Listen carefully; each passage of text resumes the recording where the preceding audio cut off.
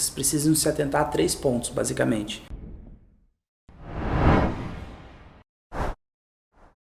Bom, pessoal, continuando o nosso assunto sobre previdência privada, o tema que eu gostaria de trazer para vocês hoje é a questão da configuração do fundo de previdência, da previdência privada de vocês. É muito comum quando a gente está assessorando algum investidor, algum cliente, ele decide portabilizar os recursos de um fundo de previdência que não está agradando a ele para algum fundo de previdência aqui dentro, a gente vê que a previdência ela foi feita da maneira errada, né? E quando vocês estão fazendo pela primeira vez a previdência, vocês precisam se atentar a 3 pontos, basicamente. O primeiro é o tipo, que ele pode ser um PGBL ou um VGBL.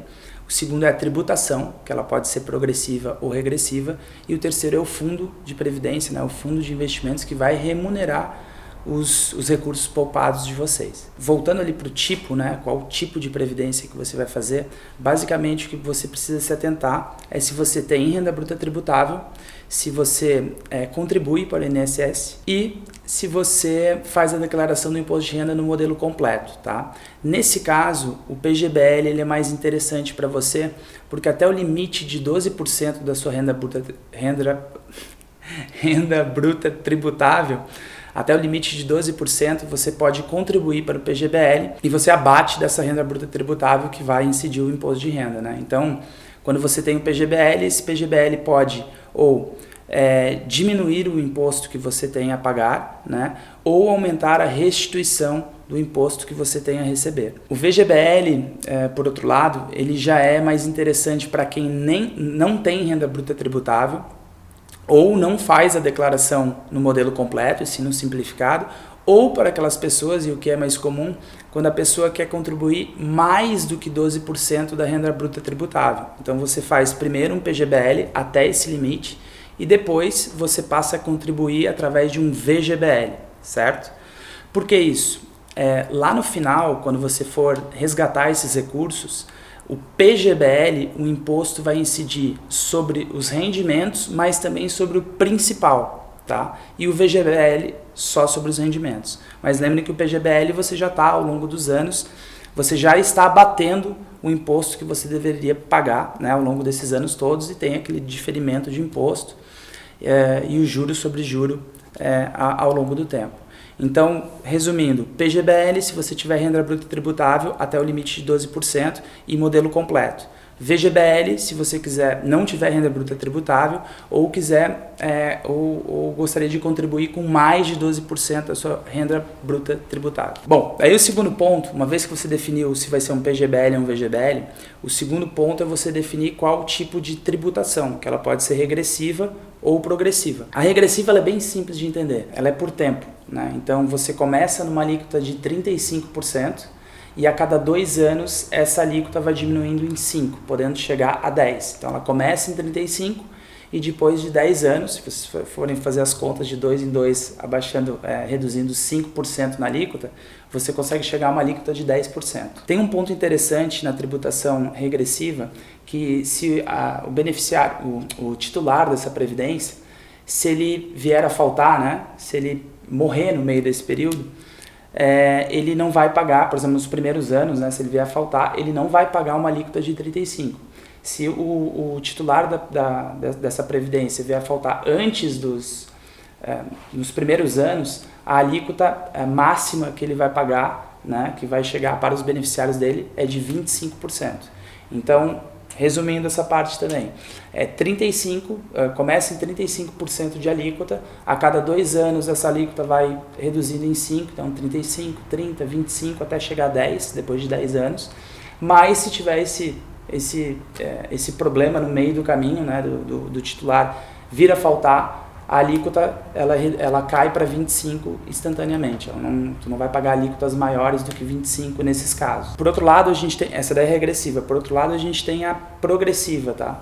A progressiva ela entra junto com os rendimentos que você tem, todos os outros rendimentos, e entra naquela tabela de imposto IRPF, né? Que é uma tabelinha que é por faixas de rendimento, ou mensal ou anual, e aí você vai pagar uma alíquota. Na progressiva, quando você, por exemplo, resgata os recursos do fundo de previdência, você vai pagar 15% no momento que você resgata, e o restante, e aí vai juntar com o restante dos rendimentos, você vai ver se em qual alíquota que você vai parar, né? Paga 15 na hora que você resgata, aí depois junta com os outros rendimentos, vê qual a alíquota total disso aí, e aí que você vai ver se você vai ser restituído, né, numa alíquota menor do que 15, ou você vai ter que pagar a diferença se você for parar numa alíquota maior do que 15. Eu não me recordo exatamente as faixas, mas você pode ter desde a faixa isenta, quando você tem rendimentos muito baixos, até uma faixa de 27,5, tá? Então, da mesma forma, isso aí tem que ver qual que é mais interessante. Se você já tem outros rendimentos, talvez isso aí você vá parar numa alíquota de 27,5. Nesse caso, vale mais a pena você fazer a regressiva. Por outro lado, se você tem poucos rendimentos, talvez faça mais sentido a progressiva, em função de você parar numa alíquota você acabar pagando uma alíquota bem menor do que a alíquota de 10, de repente até uma alíquota isenta. Então, esse é o segundo ponto, né? Decidir qual tipo de tributação. E por último, que é o terceiro ponto que vocês têm que cuidar, é qual fundo de investimento, qual fundo de previdência que vai remunerar os seus recursos, né? Como eu falei no primeiro vídeo, hoje você pode fazer uma carteira diversificada de fundos de previdência, né? E isso aí, a primeira que você vai fazer, você escolhe qual fundo, você vai criar um fundo de renda fixa, um fundo multimercado, de ações, o mais agressivo, mais conservador, para compor, né, para remunerar os seus recursos. E tem um ponto, que aí é uma opinião pessoal minha, né? A maioria dos investidores tem que o fundo de previdência ele tem que ser mais conservador. Tá? Eu discordo um pouquinho dessas análises. Tá? Eu acho que, principalmente no começo, se você vier a contribuir para uma previdência ainda muito cedo, 20, 25, 30, 35 anos, eu acho que o fundo de previdência ele realmente tem que ser agressivo. Você deve tratar o fundo de previdência como se fosse um investimento convencional. Assume mais risco nos primeiros anos, e conforme você for chegando na idade que você escolheu para se aposentar, você pode fazer a portabilidade desses recursos de fundos mais agressivos para fundos mais conservadores. Né? Em função do que? Se você tomar um tombo ali no seu fundo de ações de previdência, multimercado, enquanto você for novo, não tiver filhos, enfim, é mais tranquilo, você tem mais tempo para recuperar do que se você tomar um tombo desses 1, 2 anos antes de você se aposentar. Então, o que a gente sugere bastante aqui nos primeiros anos, você também tenha fundos de previdência mais agressivos, e conforme você for se aproximando desse período da idade de se aposentar, você faça a portabilidade dos recursos de fundos mais agressivos para fundos mais conservadores. Perfeito?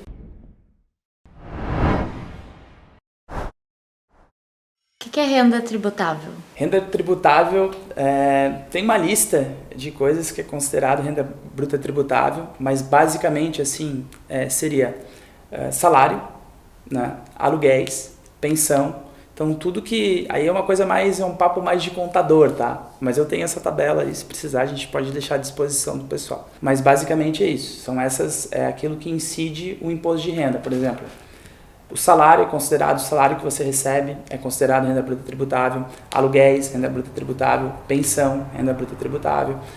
O que não é considerado, por exemplo, se você é sócio de uma empresa e você recebe... você tem distribuição de lucros, isso não é renda bruta tributável. Tá? Então, eu acho que nesse ponto aí, eu acho que é sempre legal ter um contador junto, tá? Porque é uma parte bem que pega realmente quem tem esse know-how e vai ser um contador. Eu, por exemplo, embora eu tenha um conhecimento sobre o imposto de renda, né, talvez se eu fosse pegar a minha declaração eu até conseguiria fazer ela, mas faz muitos anos que eu deixo isso para o meu contador resolver. E quando eu tenho algumas dúvidas, né, se isso entra como renda bruta tributável ou não, eu pergunto para ele. Mas basicamente é isso aí. Salário, pensão e aluguéis são considerados renda bruta tributável e distribuição de lucros não. Tá? Boa parte entra nesses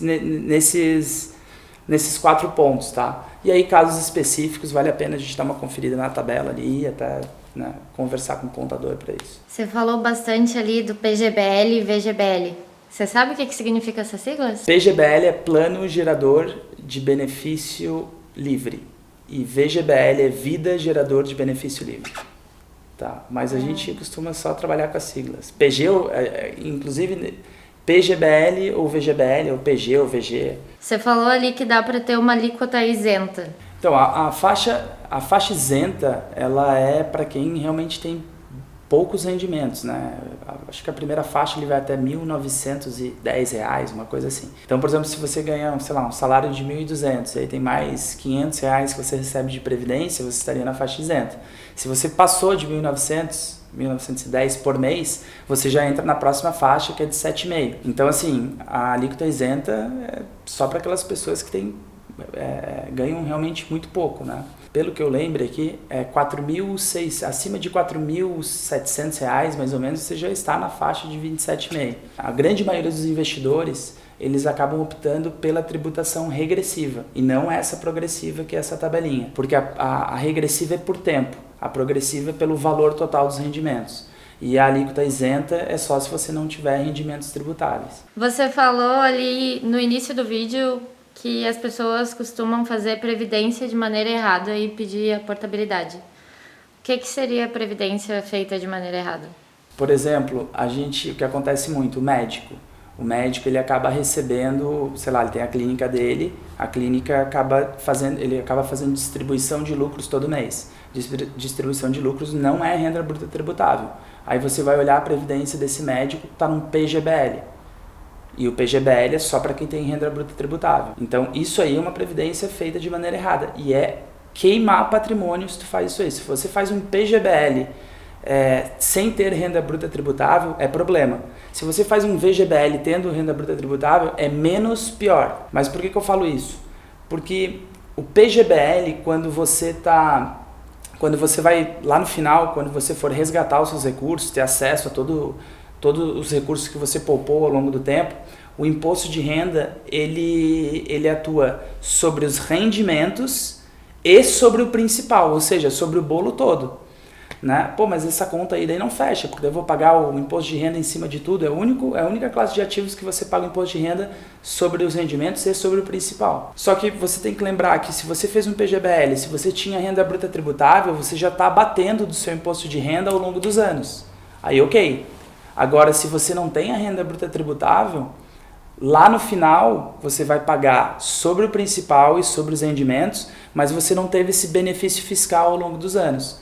Então você paga o imposto de renda em cima do bolo todo, mas você não teve a contrapartida, que é o bom, que é esse abatimento do imposto de renda, né? Então isso aí é uma previdência feita de maneira errada. Por isso que quando você for fazer o seu fundo de previdência, e não são poucos casos que eu pego assim, tá? São vários casos de a gente chegar aqui, o investidor não ter renda bruta tributável e tá há 10 anos contribuindo para um PGBL, né? Então isso aí para mim assim, é erro grave. Nesses casos que as pessoas costumam fazer a portabilidade, ou tem mais alguma coisa? O que a gente costuma fazer, cada caso é um caso, mas geralmente o que a gente sugere para esse investidor que tem uma previdência que já está feita da maneira errada, a gente cessa as contribuições nesse fundo nesse PGBL, cessa as contribuições e passa a fazer dali para frente um VGBL. Então ele passa a contribuir para o VGBL, cessa as contribuições do PGBL e deixa esse PGBL, se for uma tributação regressiva, a gente deixa esse PGBL ali parado, só rentabilizando já o que vem rentabilizando, mas não faz resgate. E sim, a gente deixa o tempo passar para chegar naquela alíquota de 10%. Porque, digamos, o investidor, ele está numa alíquota de 30%. Ele resgatar uma alíquota de 30% vai ser uma fatiada em cima do bolo todo de 30%. Então, cessa as contribuições, deixa chegar as contribuições que ele já fez há 10 anos, e aí pelo menos vai ser um pouco menos pior, né? A alíquota que vai incidir sobre o todo também não vai ser de 30%, vai ser de 10%. Né? Esse é um jeito que a gente tem. Agora, tem clientes que chegam aqui e falam assim, não quero nem saber, estou indignado com o que aconteceu, já resgata tudo e vamos focar daqui para frente. Isso às vezes é uma opção, né? Foi feito errado, resolve logo o problema e passa a fazer certo dali para frente. Mas uma sugestão que a gente dá é essa que eu acabei de falar. Cessa as contribuições do PGBL, começa a fazer um VGBL e deixa aquele PGBL chegar nas alíquotas menores, se for uma tributação regressiva, né? Que é por tempo. Se você gostou desse conteúdo, eu peço para você se inscrever no canal, ativa o sininho para você estar recebendo em primeira mão toda vez que a gente lançar um conteúdo novo por aqui, tá bom? Até a próxima!